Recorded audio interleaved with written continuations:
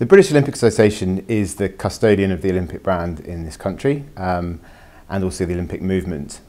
It's also responsible for getting Team GB, the Olympic team, to the Winter and the Summer Games and also at various other festivals and tournaments throughout the Quad, so the 4-year period. My role within the organisation is the commercial director. The British Olympic Association is a privately funded organisation, and so it relies on commercial sponsorships, merchandising, patron donations, but also a series of events that build up to the Games. And so my responsibility is to make sure we get the revenue and also to look after our partners and to make sure that their partner marketing initiatives are in line with our own brand.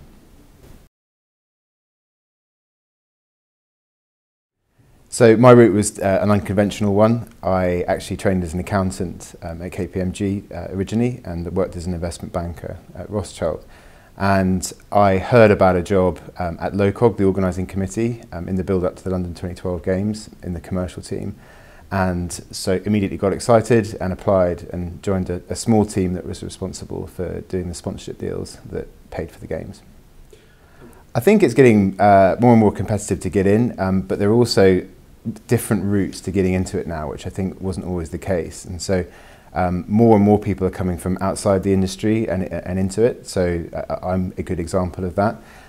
It's also a number of people that come from marketing jobs in brands are making the move over. And so I think the industry is much more open to recruiting from outside. And so therefore, I would suggest that if you work for a big brand that has relevant skill sets, then it's a good way of getting in.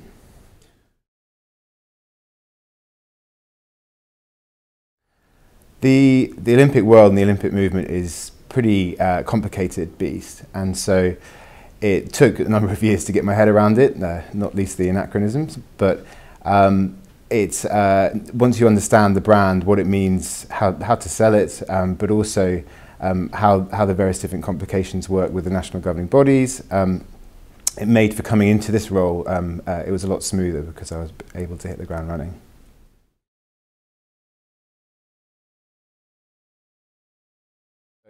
I think that to keep yourself busy, to constantly be hungry for different projects and different experience.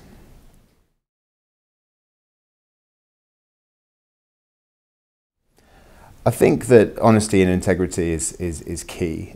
It's still a small industry and so reputation is important. So keeping that at the forefront is key, I think.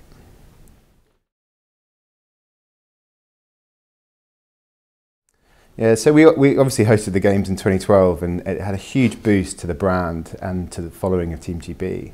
And so it's about keeping up that momentum and that interest in the brand. The good news is that people still care about us and still love Team GB and what it does. And so clearly there's the success on the field of play, but it's also maximising the brand and the commercial aspects to it. And so that's about getting more partners involved and getting them to invest in marketing the brand. But there's also a number of other big opportunities for us, including licensing and merchandising.